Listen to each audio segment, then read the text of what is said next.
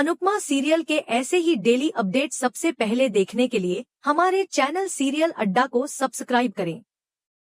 दोस्तों, अगर आपने अभी तक चैनल को सब्सक्राइब नहीं किया है तो अभी सब्सक्राइब करें और इस परिवार को आगे बढ़ाने में हमारा साथ दें। आज के एपिसोड की शुरुआत बेहद कड़वे माहौल के साथ होती है। मोटीबा गुस्से और ताने भरे अंदाज में अनुपमा से कहती है कि उसे खुद का और अपने पूरे परिवार का मेडिकल चेकअप करवा लेना चाहिए, क्योंकि नॉर्मल लोग इस तरह का व्यवहार नहीं करते। मोटीबा की यह बात सुनकर अनुपमा शांत नहीं रहती। वह तुरंत पलटकर सवाल करती है और मोटीबा को याद दिलाती है कि आपने गौतम को दूसरी बार मौका दिया, जबकि आपको अच्छी तरह पता था कि उसने प्रार्थना के साथ पहले किस तरह का बर्ताव किया था। अनुपमा साफ शब्दों में कहती है कि जब आप खुद नॉर्मल हरकतें नहीं करती तो दूसरों पर उंगली उठाने का आपको कोई हक नहीं है। मोटीबा यह सुनते ही और ज्यादा भड़क जाती है और पलटकर अनुपमा पर ही मानसिक रूप से बीमार होने का आरोप लगा देती है। यह बात सुनकर अनुपमा बेहद सख्त हो जाती है। वह तेज आवाज में मोटीबा को रोकती है और कहती है कि मानसिक बीमारी जैसे शब्दों का इस तरह मजाक उड़ाना तुरंत बंद कीजिए। अनुपमा साफ कहती है कि डिप्रेशन जैसी गंभीर समस्या का कभी मजाक नहीं बनाया जाना चाहिए, क्योंकि यह किसी की जिंदगी को अंदर से तोड़ देती है। मोटीबा अनुपमा की इस बात को भी उसका भाषण कहकर उड़ाने की कोशिश करती है। इस पर अनुपमा भावुक हो जाती है और सबके सामने दिल से अपनी बात रखती है। वह कहती है कि बाहर से हर इंसान नॉर्मल दिखाई देता है, लेकिन अंदर बहुत से लोग दर्द, उदासी और डिप्रेशन से जूझ रहे होते हैं। वह पराग और ख्याति का उदाहरण देती है और कहती है कि आर्यन की मौत के बाद वे दोनों हंसना तक भूल गए थे। उस दर्द को बाहर से कोई नहीं देख पाया, लेकिन वह दर्द उनके दिल में हमेशा रहा। अनुपमा सभी से गुजारिश करती है कि मानसिक स्वास्थ्य से जुड़े शब्दों को हल्के में ना लें और उनका मजाक ना बनाएं, क्योंकि यह किसी की जिंदगी से जुड़ा मामला हो सकता है। इसके बाद अनुपमा अंश और प्रार्थना की तरफ देखती है और उनसे माफी मांगती है। वह कहती है कि उसकी वजह से उनके इतने खास दिन पर माहौल खराब हो गया, जिसका उसे बेहद अफसोस है। इसके बाद अनुपमा मोटीबा से एक और सवाल करती है। वह कहती है कि आप दिवाकर को जानती भी नहीं थी, फिर भी आपने उसकी पूरी बात ध्यान से सुनी, तो क्या यह आपका फर्ज नहीं था कि आप राही की भी पूरी बात सुनती? इसी बीच प्रेम बीच में बोलता है और माहौल को संभालने की कोशिश करता है। वह कहता है कि बात इतनी बड़ी नहीं थी, इसे बेवजह बढ़ा दिया गया। प्रेम कहता है कि वह बाद में सब कुछ समझा देगा, लेकिन पहले गोद भराई की रस्म पूरी हो जाने दीजिए। उसकी बात सुनकर ख्याति अंश और प्रार्थना को बैठने के लिए कहती है और बताती है कि अब सब लोग उन्हें आशीर्वाद और गिफ्ट देंगे। तभी गौतम आगे बढ़ता है और कहता है कि सबसे पहले वह गिफ्ट देगा। गौतम का यह कहना सुनकर अनुपमा को पहले से ही शक होने लगता है। गौतम अपना गिफ्ट लेकर आता है और प्रार्थना को देता है। माही उत्साह में गिफ्ट खोलने के लिए कहती है। जैसे ही प्रार्थना गिफ्ट खोलती है, वह अंदर रखे लीगल पेपर्स देखकर हैरान रह जाती है। पूरे कमरे में सन्नाटा छा जाता है। गौतम कहता है कि उसे इन पेपर्स पर प्रार्थना के साइन चाहिए। प्रेम तुरंत पूछता है कि आखिर इन कागजों में लिखा क्या है। तभी मोटीबा आगे बढ़कर बताती है कि इन पेपर्स में यह लिखा है कि बच्चा होने के बाद प्रार्थना जहां चाहे वहां रह सकती है, लेकिन उसका बच्चा कोठारी हाउस में ही रहेगा। यह सुनकर सभी लोग चौंक जाते हैं। मोटीबा यही नहीं रुकती, वह कहती है कि इस बच्चे के नाम के आगे गौतम जी का नाम लगेगा।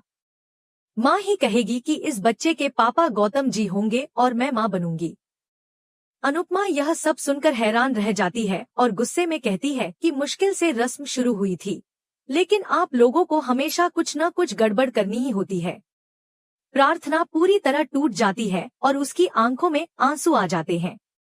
गौतम अपने हक की बात करता है और कहता है कि अपने बच्चे पर हक जताना उसका अधिकार है और वह अपना हक लेकर ही रहेगा। इस पर अनुपमा गुस्से में गौतम को चेतावनी देती है और कहती है कि हद में रहो, वरना मेरा दिमाग खराब हो जाएगा। वह साफ शब्दों में कहती है कि यह बच्चा प्रार्थना का है और यह फैसला सिर्फ प्रार्थना करेगी कि उसके बच्चे का पिता कौन होगा। अंश आगे आकर कहता है कि प्रार्थना बच्चे के बाप का हक उसे दे चुकी है, इस पर गौतम दावा करता है कि बच्चे का बाप वही है। अंश और गौतम के बीच जोरदार बहस शुरू हो जाती है। तभी मोटीबा बीच में आकर दोनों को रोकती है और कहती है कि प्रार्थना वही करेगी जो हम कहेंगे, क्योंकि हम उसका भला चाहते हैं।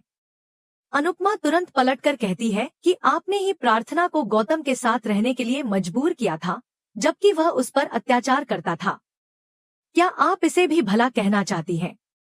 मोटीबा प्रार्थना को मैनिपुलेट करने की कोशिश करती है और कहती है कि अंश कभी इस बच्चे को खुश नहीं रख पाएगा। पराग भी प्रार्थना से कहता है कि उसे भी नहीं लगता कि अंश उन दोनों की जिम्मेदारी उठा पाएगा। यह सुनकर अनुपमा पूरी तरह हैरान रह जाती है। आखिरकार प्रार्थना हिम्मत जुटाकर सबके सामने अपना फैसला सुनाती है। वह साफ कहती है कि उसके बच्चे का पिता अंश है। उसके बच्चे के नाम के आगे गौतम का नाम नहीं लगेगा और उसका बच्चा इस घर में नहीं पलेगा। वह कहती है कि वह अपने पति के साथ अपने घर जा रही है। प्रार्थना अंश का हाथ पकड़कर जाने लगती है। इसी दौरान गौतम अचानक प्रार्थना का हाथ पकड़कर उसे रोक लेता है। अंश गुस्से में गौतम से हाथ छोड़ने को कहता है और दोनों के बीच फिर से बहस शुरू हो जाती है। माहौल पूरी तरह तनावपूर्ण हो जाता है।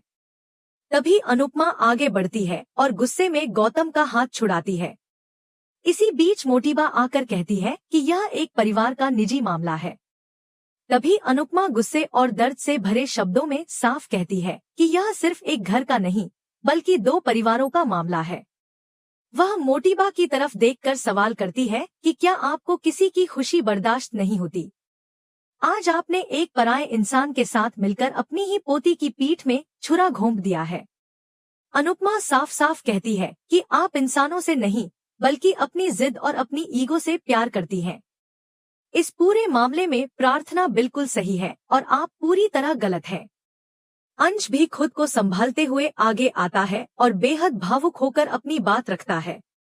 वह कहता है कि वह मानता है कि वह कोठारी परिवार जितना अमीर नहीं है, लेकिन क्या मिडिल क्लास के बच्चे खुशियों भरा बचपन नहीं जी सकते?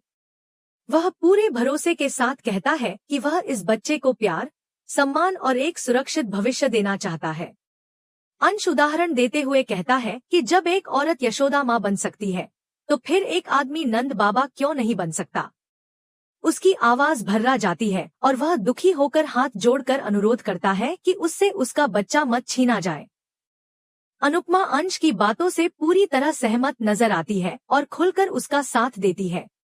इसी दौरान गौतम गुस्से में बोल उठता है और कहता है कि वह अपना हक किसी और को क्यों दे। इस पर अनुपमा तुरंत गौतम को करारा जवाब देती है और कहती है कि जब तुम प्रार्थना के पति नहीं बन पाए, जब तुम उसे सुरक्षा, सम्मान और भरोसा नहीं दे सके, तो तुम पिता क्या ही बनोगे। अनुपमा के शब्द गौतम को चुप कराने के लिए काफी होते हैं। मोटीबा फिर भी पीछे नहीं हटती। वह कहती है कि गौतम इस बच्चे को अच्छे से पाल सकता है और उसे हर सुविधा दे सकता है। वह प्रार्थना पर दबाव डालते हुए उससे पेपर साइन करने के लिए कहती है। तभी अनुपमा आगे बढ़ती है और प्रार्थना से साफ कहती है कि वह उसके साथ उसके घर चले। प्रेम और राही भी पराग से कहते हैं कि अगर प्रार्थना खुश नहीं रहेगी तो इसका सीधा असर उसके बच्चे पर पड़ेगा और यह किसी के लिए भी अच्छा नहीं होगा। ख्याति बेहद भावुक होकर कहती है कि वह नहीं चाहती कि उसका आर्यन उससे दूर जाए, लेकिन वह प्रार्थना की खुशी के लिए अपने दिल पर पत्थर रखने को तैयार है। वह यह भी कहती है कि किसी माँ की खुशी बच्चे की खुशी से जुड़ी होती है और अगर प्रार्थना दुखी रही तो बच्चा भी कभी खुश नहीं रह पाएगा। मोटीबा पराग से कहती है कि प्रार्थना को रोको और उसे जाने मत दो। इस पर अनुपमा बेहद दृढ़ स्वर में कहती है कि वह अपनी पोता बहू को अपने साथ लेकर जा रही है और जिसमें दम हो वह उसे रोक कर दिखाए। अनुपमा का यह आत्मविश्वास देखकर प्रेरणा मन ही मन खुश हो जाती है। अनुपमा ख्याति से भी कहती है कि आप जब चाहें प्रार्थना से मिलने आ सकती हैं। उसके लिए हमारे घर के दरवाजे हमेशा खुले रहेंगे। गौतम और माही मोटीबा से कहते हैं कि इन्हें रोका जाए, लेकिन इस बार मोटीबा चुप रहती है और कुछ नहीं बोलती। यह देखकर गौतम और ज्यादा भड़क जाता है। वह गुस्से में धमकी देता है कि वह कोर्ट में केस करेगा और बच्चे की कस्टडी लेकर ही रहेगा। अनुपमा बिना डरे जवाब देती है कि जो उखाड़ना है उखाड़ लो, वह किसी धमकी से डरने वाली नहीं है। गौतम का गुस्सा और बढ़ जाता है और उसका चेहरा लाल पड़ जाता है। इसी बीच एपिसोड खत्म होने से पहले दर्शकों से अपील की जाती है कि चैनल को सब्सक्राइब कर लें ताकि नए एपिसोड की हर लेटेस्ट अपडेट सबसे पहले मिल सके। इसके बाद अनुपमा प्रार्थना का हाथ पकड़कर उसे अपने साथ लेकर जाने लगती है। तभी अचानक पराग जोर से चिल्लाकर अनुपमा को रोकता है। उसकी आवाज सुनकर सभी लोग हैरान रह जाते हैं। पराग अनुपमा से सवाल करता है कि जब वह मुंबई चली जाएगी तो प्रार्थना का ध्यान कौन रखेगा। अनुपमा पूरे विश्वास के साथ जवाब देती है कि उसका पति उसका ध्यान रखेगा। पराग तंज कसते हुए कहता है कि पति ऐसे नहीं होते। इस पर अनुपमा गुस्से में कहती है कि आपके खानदान में शायद ऐसे पति होते होंगे जो अपनी पत्नी पर अत्याचार करते हैं, लेकिन हमारे यहाँ ऐसे पति नहीं होते। वह साफ कहती है कि उस घर में प्रार्थना का ख्याल रखने के लिए बहुत लोग हैं और वह अकेली नहीं होगी। पराग फिर कहता है कि उस घर में उसकी बेटी का ध्यान रखने के लिए कोई नहीं है। अनुपमा उसे याद दिलाती है कि जब प्रार्थना इसी घर में थी तब उसके दर्द पर किसी ने ध्यान नहीं दिया था, तब कोई उसकी तकलीफ नहीं समझ पाया। पराग कहता है कि उन्होंने अपनी गलती सुधार ली है। इस पर अनुपमा तीखे शब्दों में कहती है कि अगर गलती सच में सुधार ली होती तो यह नीच आदमी आज यहाँ खड़ा नहीं होता। पराग और अनुपमा के बीच बहस और तेज हो जाती है और माहौल पूरी तरह तनावपूर्ण हो जाता है। आखिर में पराग सीधे प्रार्थना से पूछता है कि क्या वह रूठ कर जा रही है। प्रार्थना टूटे हुए दिल और नम आंखों के साथ जवाब देती है कि वह रूठ कर नहीं बल्कि टूट कर जा रही है। प्रार्थना की यह बात सुनकर पराग पूरी तरह हैरान रह जाता है और उसके पास कहने के लिए कोई शब्द नहीं बचते। इसी भावुक और भारी माहौल के साथ एपिसोड खत्म हो जाता है। अगले एपिसोड की झलक में दिखाया जाता है कि पराग घर के बीच एक बॉर्डर बनाकर ऐलान करता है कि जो भी अनुपमा की टीम में जाना चाहता है वह जा सकता है, लेकिन इसके बाद उसका कोठारी परिवार से कोई रिश्ता नहीं रहेगा। यह सुनते ही प्रेम बिना एक पल सोचे अनुपमा की टीम में चला जाता है। जब पराग राही से पूछता है तो राही असमंजस में पड़ जाती है और फैसला नहीं कर पाती।